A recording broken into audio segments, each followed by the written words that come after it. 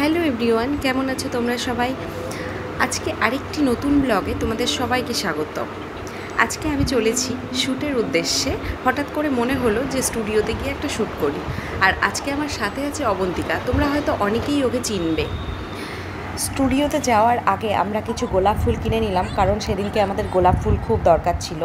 আর অবন্তিকার এই গোলাপ ফুলগুলো খুব পছন্দ হয়েছিল। সেদিনকে এত গরম ছিল যে একটু আমাদের সাজতে ইচ্ছা করেনি। আমরা দুজনের কেউই সেদিনকে একটুও সেজে আসিনি। আর একটু আগেই পৌঁছে গেছিলাম শ্যুট টাইমের, কারণ আমরা ভেবেছিলাম একটু রেস্ট করে নেব, সেই জন্য একটু আগে পৌঁছে গেছিলাম।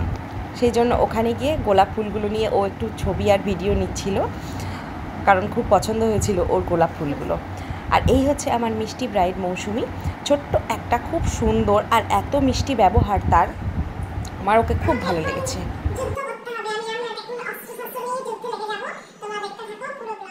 এই ব্যবহার নিয়ে কিছু কথা তোমাদের সাথে আমি শেয়ার করতে চাই। তো প্রথমেই বলে রাখছি, কোনো মডেল যদি এই ব্লগটা দেখে থাকো তারা গায়ে পেতে নেবে না, কারণ সবার জন্য এটা না। কারণ কিছু কিছু মডেলদের সাথে কাজ করে এত ভালো লেগেছে যে দ্বিতীয়বার কাজ করতে ইচ্ছা হয়েছে, তাদের সাথে সম্পর্ক রাখতে ইচ্ছা হয়েছে। আর কিছু কিছু মডেলদের সাথে কাজ করে এমন মনে হয়েছে তাদের সাথে আমার কোনো সম্পর্ক রাখতে ইচ্ছা হয়নি।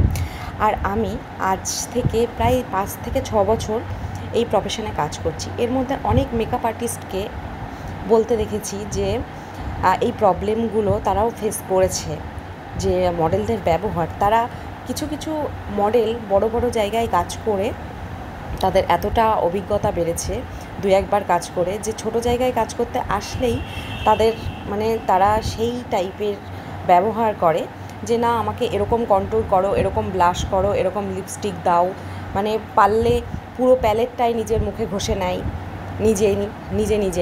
নিজে এটা করবে, নিজে সেটা করবে। আচ্ছা বলো তো, যখন কোনো মেকআপ আর্টিস্ট তোমাকে বুক করে তখন তো সে তোমাকে পে করে, তোমাকে নিয়ে আসে। তাহলে কি এটা করা উচিত? যদি কোনো নিউ কামার মেকআপ আর্টিস্ট হয় তখন তো সে তোমার সাথে কাজ করতে আনকমফোর্টেবল ফিল করবে, তার নিজের উপরে কনফিডেন্স কমে যাবে। সে ভাবতে শুরু করবে যে আমি কি ঠিক করছি না, ও তো অনেক জায়গায় কাজ করে, হয়তো আমি ঠিক করছি না, ও যেটা বলছে সেটাই ঠিক। সে কনফিউজড হয়ে পড়বে, তার কাজের ওপরে তার কোনো কনফিডেন্স থাকবে না। তো সেই জন্য আমার মনে হয় ব্যক্তিগতভাবে যে কোনো মডেলেরই উচিত মেকআপ আর্টিস্টকে সাহায্য করা, তাকে প্রত্যেকটা ব্যাপারে তাকে অর্ডার করা, বা এটা করো, ওটা ওরকম করো, সেটা সেরকম করো, এরকমভাবে অর্ডার করা নয়। তাকে সাহায্য করো।